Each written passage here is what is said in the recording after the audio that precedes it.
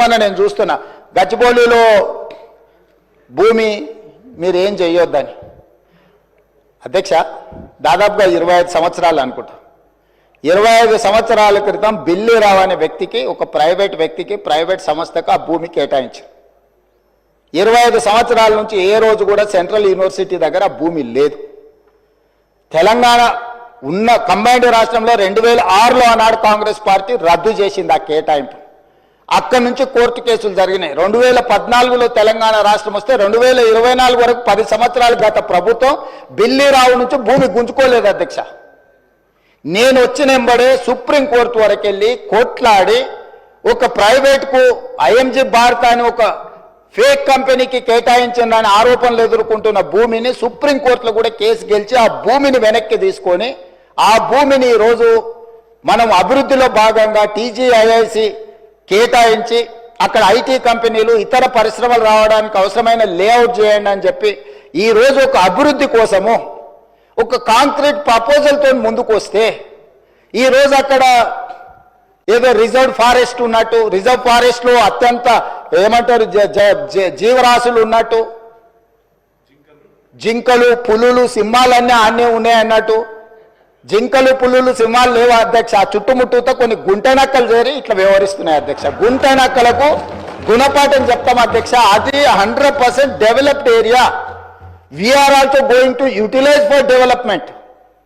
We are not utilising or otherwise మేము ఎవరికో అర్ధరాత్రి పూట ఎవరికో కట్టబెట్టే ప్రయత్నం చేయలేదు అధ్యక్ష. పర్ఫెక్ట్ డెవలప్మెంట్ చేసి ఓపెన్ ఆక్షన్ ద్వారా అంతర్జాతీయ స్థాయి సంస్థల్ని పెట్టుబడులు పెట్టడానికి భూమిని తెలంగాణ ఇండస్ట్రియల్ ఇన్ఫ్రాస్ట్రక్చర్ కార్పొరేషన్ ద్వారా ఆ పెట్టుబడులను ఆకర్షించడం కోసం ఈరోజు ఒక ప్రణాళికబద్ధమైన డెవలప్మెంట్ చేయడానికి మేము ముందుకు వస్తే ఇవాళ దాన్ని అడ్డుకునే ప్రయత్నం చేస్తున్నారు అధ్యక్ష. నేను ఒకటే మాట అడుగుతున్నా అధ్యక్ష, 10 సంవత్సరాల మీద అధికారంలో ఉన్నప్పుడు ఐఎంజీ భారత బిల్లీరావు అనే ఆయన దగ్గర భూమి ఉన్నప్పుడు మీకు బాధ లేదు, దుఃఖం లేదు, ఆ భూమిని వెనక్కి తీసుకురావాలని ఆలోచన లేదు. అలాంటి వాళ్ళ నుంచి ఆ భూమిని వెనక్కి తీసుకొచ్చి పరిశ్రమల అభివృద్ధి కోసం ఎందుకు అక్కడికి పోయినాం అధ్యక్ష? ఈరోజు అమెరికన్ కౌన్సిలేట్ అక్కడనే ఉంది, ఈరోజు విప్రో అక్కడనే ఉంది, ఇన్ఫోసిస్ అక్కడనే ఉంది, ఐటీ పరిశ్రమలన్నీ అక్కడనే ఉన్నాయి. అట్లాంటివి చాలా పరిశ్రమలు ఉన్నాయి అక్కడ. అది ఫైనాన్షియల్ డిస్ట్రిక్ట్. ఆ ఫైనాన్షియల్ డిస్ట్రిక్ట్ని ఇంకా కొంచెం ఎక్స్పాండ్ చేస్తే అంతర్జాతీయ స్థాయిలో పెట్టుబడులను ఆకర్షించుంటాడని అని చెప్పి ఈరోజు అక్కడ దాన్ని విస్తరించే ప్రయత్నంలో భాగంగా ఈరోజు పోయినాం అధ్యక్ష. పరోక్షంగా కోర్టులో పిఐఎల్ చేపిస్తారు, పరోక్షంగా పిల్లల్ని రెచ్చగొడతారు, యూనివర్సిటీ ల్యాండ్ తీసుకున్నారని. ఐఎంజీ భారత్కు పోయినప్పుడు లేని బాధ ఈరోజు టీజీఐఐసి పరిశ్రమలను నెలకొల్పడానికి, పెట్టుబడులు పెట్టడానికి, వేల లక్షల ఉద్యోగ అవకాశాలు కల్పించడానికి ప్రయత్నం చేస్తుంటే ఎందుకు అభ్యంతరం పెడుతున్నారు అధ్యక్ష? ఎందుకు అంటే ఇంత సింపుల్ లాజిక్. అంటే రేపు పొద్దుగాల మీరు ఏ పరిశ్రమల కోసం భూమి సేకరించరా? ఏ రోడ్ల కోసం విస్తరించడానికి మీరు భూములు సేకరించరా? ఈ రాష్ట్రంలో పరిశ్రమలు రావద్దా? ఈ రాష్ట్రంలో పెట్టుబడులు ఎవరు పెట్టొద్దా? ఈ రాష్ట్రంలో చదువుకున్న నిరుద్యోగులకు ఉద్యోగ ఉపాధి అవకాశాలు ఇవ్వొద్దా? యూనివర్సిటీకి ఏం సంబంధం అధ్యక్ష భూమి? ఆ భూమి ఐఎంజీ భారత్ అని బిల్లీరావుకు కట్టబెట్టిన భూమి 25 సంవత్సరాల తర్వాత ఈ ప్రభుత్వం ఏర్పడిన తర్వాత, ప్రజాప్రభుత్వం ఏర్పడిన తర్వాత సుప్రీంకోర్టులో కొట్లాడి వేల కోట్ల రూపాయల భూమిని వెనక్కి తెచ్చింది నేను అధ్యక్ష. ఇవాళ మీరు చేస్తున్న దాష్టికం, మీరు చేస్తున్న అరాచకం గత 3 రోజులుగా వందల సంఖ్యలో బుల్డోజర్లను పంపి, వందల సంఖ్యలో అక్కడ హిటాచీ మెషిన్లను పంపి, వందల మంది పోలీసు వాళ్ళని పెట్టి ఎందుకు ఇంత ఆగం, ఇంత గందరగోళంగా అక్కడ ఉండే చెట్లను కొట్టేసి, అక్కడ ఉండే జంతువుల్ని తరిమేసి, అక్కడ ఏమీ లేదో అంత బంజరు భూమి అని చెప్పడానికి ప్రభుత్వం ఎందుకింత ఆరాటపడుతున్నది చెప్పాలని నేను కోరుతా ఉన్నాను. ముఖ్యంగా ఈ ప్రాంతం అంటే మొత్తం హైదరాబాద్ సెంట్రల్ యూనివర్సిటీ తీసుకుంటే దాదాపు 2600 ఎకరాలు దాటి విస్తరించి ఉన్న ఒక విశ్వవిద్యాలయం. మనం నిజంగా చెప్పాలంటే ఈ పశ్చిమ హైదరాబాద్ గత 10-15 ఏళ్లలో విస్తృతంగా పెరిగిపోయింది. అది మన గచ్చిబౌలి కావచ్చు, నానక్రామ్గూడ కావచ్చు, ఖాజాగూడ కావచ్చు, ఆ ప్రాంతం మొత్తం శేర్లింగంపల్లి దాకా, ఎక్కడికక్కడ ఇవాళ కోకాపేట దాకా విస్తృతంగా ఒక కాంక్రీట్ జంగల్గా మారిపోయిన పరిస్థితి. అక్కడ నిజంగా చెప్పాలంటే ఇప్పుడు జరుగుతున్న కన్స్ట్రక్షన్ బహుశా భారతదేశంలో ఏ నగరంలో ఇంత స్మాల్ ఏరియాలో అంత పెద్ద ఎత్తున కన్స్ట్రక్షన్ ఎక్కడ కూడా జరగడం లేదు. ఇది వాస్తవం. అక్కడ మా గవర్నమెంట్ ఉన్నప్పుడు కూడా మరి 57, 56 అంతస్తుల బిల్డింగ్లకి మేము కూడా పర్మిషన్లు ఇచ్చిన మాట కూడా వాస్తవం. ఇవాళ అక్కడ జరుగుతున్న నిర్మాణం కొన్ని లక్షల కోట్ల స్క్వేర్ ఫీట్ల నిర్మాణం అక్కడ జరుగుతూ ఉంది. ఒక కాంక్రీట్ జంగల్గా ఆ ప్రాంతం మొత్తం భవిష్యత్తులో మారబోతా ఉంది. మిగిలి ఉన్న కొన్ని పాకెట్స్ ఎక్కడెక్కడైతే ఇంకా కూడా ఈ కాంక్రీట్ జంగల్గా మారకుండా పశ్చిమ హైదరాబాద్కి ఊపిరినిచ్చే ప్రాంతాలు ఏమన్నా ఉన్నాయి అంటే ఈ హైదరాబాద్ సెంట్రల్ యూనివర్సిటీ దాని చుట్టూన్న పరిసర ప్రాంతాలే నిజంగా చెప్పాలి అంటే ఒక లంగ్ స్పేస్ లాగా ఆ ప్రాంతానికి మిగిలింది ఏదైనా ఉందంటే ఇది మాత్రమే మిగిలింది. వాళ్ళ పిల్లలు ఎందుకు కొట్లాడుతున్నారు? ఒక ఎన్వైరన్మెంటల్ ఇంపాక్ట్ అసెస్మెంట్ అనేది చేయకుండా ఎట్లా మీరు 400 ఎకరాలు ఇష్టం వచ్చినట్టు మీరు అమ్ముతారు? మీరు ఏ హక్కు ఉంది మీకు? ఏ మాత్రం ఇంపాక్ట్ అసెస్మెంట్ చేయకుండా, ఎన్వైరన్మెంటల్ ఇంపాక్ట్ అసెస్ చేయకుండా ఏ రకంగా పర్యావరణ మీద ఇంపాక్ట్ పడుతుందనేది చేయకుండా ఎట్లా చేస్తారు మీరు అని చెప్పి వాళ్ళు కొట్లాడుతున్నారు. రెండవది, ఆనాడు 2003 ఆ ప్రాంతంలో ఐఎంజీ భరత అనే కంపెనీకి ఆనాటి అప్పటి ప్రభుత్వం ఏదైతే భూమి కేటాయించిందో, ఎందుకు కేటాయించింది? ఆ ప్రాంతంలో స్పోర్టింగ్ ఇన్ఫ్రాస్ట్రక్చర్ క్రియేట్ చేస్తారని చెప్పి ఒరిజినల్గా ల్యాండ్ కేటాయించారు. అక్కడ క్రీడలకు సంబంధించి స్టేడియంస్ కానీ అకాడమీలు కానీ అట్లాంటివి మాత్రమే పెడతారని ల్యాండ్ ఇచ్చినారు తప్ప అక్కడ మళ్ళీ బహుళ అంతస్తుల మేడలు అంటే 50, 60, 70, 90 అంతస్తుల మేడలు కట్టమని, కోట్ల స్క్వేర్ ఫీట్లలో బిల్డింగులు కట్టమని ఆనాడు ఆ గవర్నమెంట్ ల్యాండ్ ఇవ్వలేదు. ఆ గవర్నమెంట్ ల్యాండ్ ఇచ్చింది అక్కడ క్రీడలకు సంబంధించిన అక్కడ వాతావరణ నిర్మాణం కోసం, ఒక ఇన్ఫ్రాస్ట్రక్చర్ నిర్మాణం కోసం కేటాయించారు. ఆ తర్వాత సరే ఆ కేసు, ఎందుకంటే ఆ కంపెనీ ఫేక్ అని, డమ్మీ అనేది స్కామ్ అని, తర్వాత కాంగ్రెస్ గవర్నమెంట్ 2004లో కోర్టుకు పోయింది. ఆ ప్రైవేట్ వాళ్ళు కూడా కోర్టుకు పోయినారు. ఆ కోర్టు కేసు మొన్న 21 ఏళ్ల తర్వాత అన్నాడు కాంగ్రెస్ గవర్నమెంట్ కొట్లాడింది, రాజశేఖర రెడ్డి గారి గవర్నమెంట్, ఆ తర్వాత మా గవర్నమెంట్ కొట్లాడింది. మొన్న ఫైనల్గా తీర్పు వచ్చింది. ఆ తీర్పును అనుసరించి ఇప్పుడు ప్రభుత్వం ఆ 400 ఎకరాలను అమ్మి 30,000 కోట్ల రూపాయలు సేకరించాలని లక్ష్యంగా పెట్టుకుంది. నేను ముఖ్యమంత్రి రేవంత్ రెడ్డి గారిని అడుగుతా ఉన్నా, కాంగ్రెస్ ప్రభుత్వాన్ని అడుగుతా ఉన్నా, మీకు ఆస్తులు అమ్మడం, అప్పులు తేవడం అనే మీ ఎజెండా ఏదైతే ఉందో, సరే అది మీరు ప్రభుత్వంలో ఉన్నారు, ప్రజలు నిర్ణయిస్తారు, అల్టిమేట్గా మీరు చేసేది తప్ప ఒప్ప. ఒకవైపు మీరే చెప్తున్నారు, ఎక్కడికక్కడ ఇవాళ హైదరాబాద్లో చూస్తే పెద్ద పెద్ద హోర్డింగ్లు, పెద్ద పెద్ద పోస్టర్లు, ముఖ్యమంత్రి గారి ముఖార విందంతో ఫ్యూచర్ సిటీ కడుతున్నాము, అక్కడ 50,000 ఎకరాల్లో కడతాము, ఆల్రెడీ 15,000 ఎకరాలు మా దగ్గర ఉంది, ఇంకో 30,000 ఎకరాలు సేకరిస్తున్నామని చెప్పి ముఖ్యమంత్రి గారు ఫ్యూచర్ సిటీ అని ఉదరగొడుతున్నారు. ఎయిర్పోర్ట్కి కిందికి ఆనాడు ఫార్మా సిటీ కోసం మేము సేకరించిన భూముల్లో ఈరోజు పేరు మార్చి ఫ్యూచర్ సిటీ అంటున్నారు. ముఖ్యమంత్రి గారిని కాంగ్రెస్ ప్రభుత్వాన్ని అడుగుతున్నా, మరి ఫ్యూచర్ సిటీలో ఆల్రెడీ మీ దగ్గర 14,000 ఎకరాలు ఉన్నప్పుడు, ఇంకొక 30,000 ఎకరాలు మీరు సేకరించబోతున్నప్పుడు, మొత్తం 45,000 ఎకరాలు మీరు అక్కడ అమ్ముకోబోతున్నప్పుడు ఇక్కడ 400 ఎకరాల మీద ఎందుకు పడ్డారు మీరు?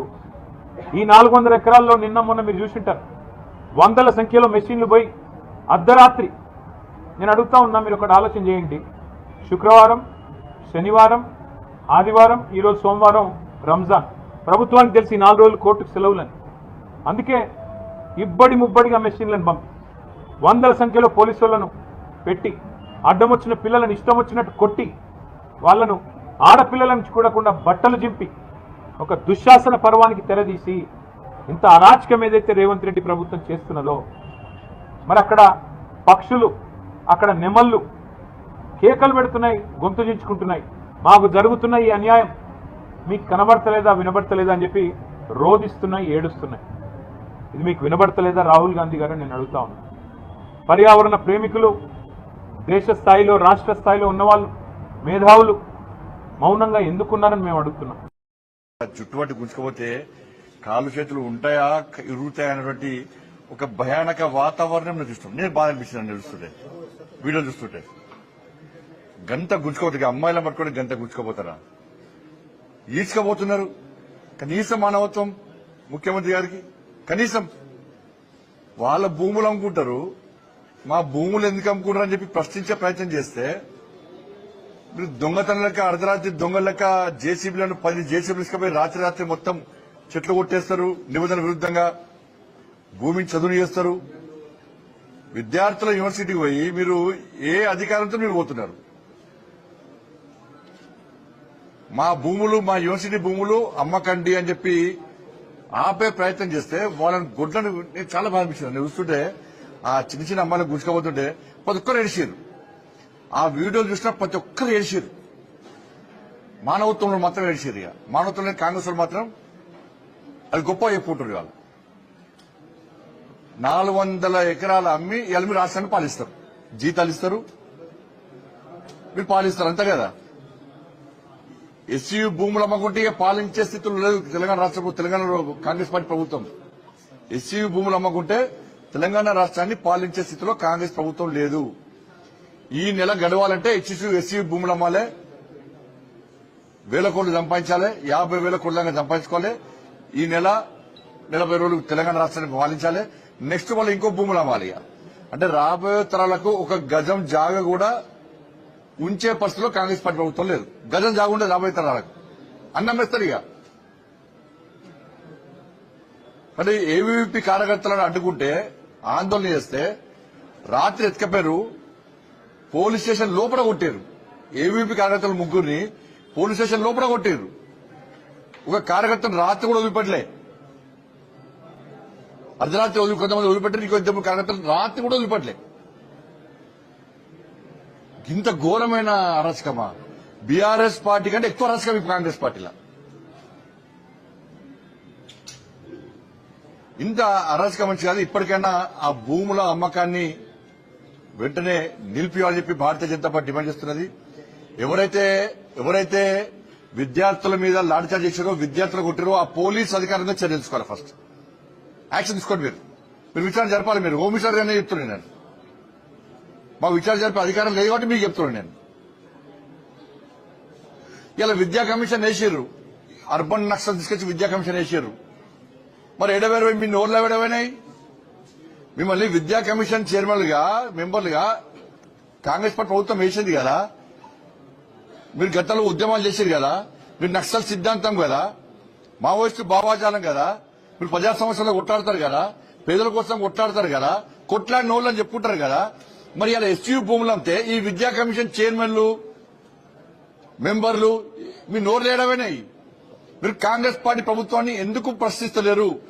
మీరు ప్రశ్నిస్తలేరు అంటే ఎస్సీ భూములను మీరు సమర్థిస్తున్నట్టే. కమ్యూనిస్టు భావాజాలను మీరందరూ కూడా సమర్థిస్తున్నట్టే. మీ భూములు అమ్ముకోండి అని కాంగ్రెస్ పార్టీ అమ్ముకునే విధంగా స్వేచ్ఛనిస్తున్నట్టే. ఇవాళ రేవంత్ రెడ్డి సర్కార్ 400 ఎకరాలలో అక్కడున్న జింకలను చంపి, అక్కడున్న నెమళ్లను చంపి, అక్కడున్న మెడిసినల్ ప్లాంట్స్ కూడా పీకేసి ఇవాళ కాంక్రీట్ జంగల్ లాగా చేసే ప్రయత్నం చేస్తూ ఉంది. హైదరాబాద్ విశ్వవిద్యాలయం కూడా గొప్పతనాన్ని రాబోయే కాలంలో ఇంకా కొన్ని వేల మందికి జ్ఞానం అందించేటువంటి విశ్వవిద్యాలయంగా ఎదగకూడదని, అది ప్రపంచ స్థాయి విశ్వవిద్యాలయంగా చేసే ఆస్కారం ఉండకూడదని చెప్పి ఏ కుట్ర అయితే చేస్తుందో దీన్ని తీవ్రంగా భారతీయ జనతా పార్టీ అడ్డుకుంటుంది. దీన్ని ఆపుతామని చెప్పి మనం చేస్తా ఉన్నాం. ఇవాళ మేము ధర్మేంద్ర ప్రధాని గారిని మాత్రమే కలిసినాం. రేపు తప్పకుండా ఇవాళ పర్యావరణ మంత్రిత్వ శాఖను కూడా కలుస్తాం. దీని మీద నివేదిక ఇచ్చే ప్రయత్నం చేస్తామని చెప్పి మనం చేస్తా ఉన్నాం. రేవంత్ రెడ్డి ప్రజలకు ఇచ్చిన 6 గ్యారంటీల అమలు కోసం భూములు అమ్మట్లే అని చెప్పి మా పార్లమెంట్ సభ్యులు చెప్పిండ్రు. అది అక్షరాల సత్యం. ఇవాళ 40,000 కోట్లు, 400 ఎకరాల భూమి విలువ 40,000 కోట్ల రూపాయలు. 40,000 కోట్ల రూపాయల భూముల్ని ఇలా అమ్మి కప్పం కట్టి తెలంగాణ ప్రజల కళ్ళల్లో మట్టి కొడతా అంటే చూస్తూ ఊరుకోవడానికి సిద్ధంగా లేమని చెప్పి హెచ్చరిస్తా ఉన్నా. ఇవాళ మా ఎమ్మెల్యేలు ఆ ప్రాంతాన్ని సందర్శిస్తామని చెప్పి పోతా ఉంటే హౌస్ స్టేషన్లో అర్ధరాత్రి పూట దొంగల్లాగా అక్కడున్న విద్యార్థులంతా కూడా ఉద్యమాలు చేస్తూ ఉంటే గొడ్లను కొట్టినట్టు కొట్టడమే కాకుండా ఎంటికలు పట్టి మహిళా విద్యార్థులను కూడా చూడకుండా ఇవాళ ఈడ్చుకపోయే పరిస్థితి. వాళ్ళను హరాస్మెంట్ చేస్తూ ఉన్నారు, వాళ్ళను పోలీస్ స్టేషన్లో పెడతా ఉన్నారు, కేసులు పెట్టి జైలుకు పంపే ప్రయత్నం చేస్తూ ఉన్నారు. నీ కేసులు, నీ అరెస్టులు విద్యార్థుల యొక్క శక్తిని ఆపలేవు. వాళ్ళకు తోడుగా అండగా భారతీయ జనతా పార్టీ ఉంది. ఎట్టి పరిస్థితుల్లో కూడా ఇవాళ ధర్మేంద్ర ప్రధాన్ గారు మాకు మాట ఇచ్చిండు, ఎట్టి పరిస్థితుల్లో కూడా అది జరగకుండా ఈ రోజే ముఖ్యమంత్రికి తెలంగాణ రాష్ట్ర ప్రభుత్వానికి ఉత్తరం రాస్తా అని చెప్పిండు. ఖచ్చితంగా దానికోసం భారతీయ జనతా పార్టీ పార్లమెంట్ సభ్యులుగా రేపు పార్లమెంట్లో కూడా ప్రస్తావించే ప్రయత్నం చేస్తాం, అర్జెంట్ మోషన్లో కూడా పాల్గొనే ప్రయత్నం చేస్తామని చెప్పి ఈ సందర్భంగా తెలియజేస్తా ఉన్నాం. ఇవాళ మా విద్యార్థులని హింసిస్తున్న మా విద్యార్థులపై కేసు పెడుతున్న దానికి మేము పూర్తి స్థాయిలో ఖండిస్తా ఉన్నాం. ఈ పోలీసులు ఈ బుల్డోజర్లు తక్షణమే ఆపాలని చెప్పి మేము డిమాండ్ చేస్తాం.